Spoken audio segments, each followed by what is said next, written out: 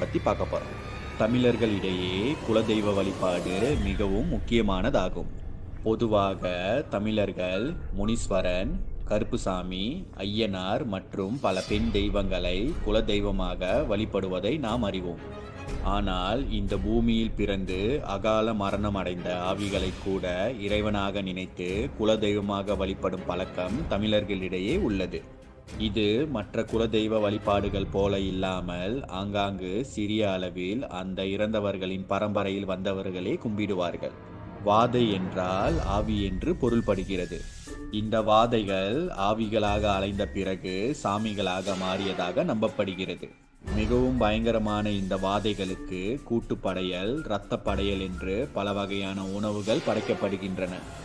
பொதுவாக இந்த வாதைகளின் கோயில்களில் கோபுரங்கள், கலசங்கள், சன்னதிகள், பூஜைகள் போன்றவைகள் இருக்காது. வெறும்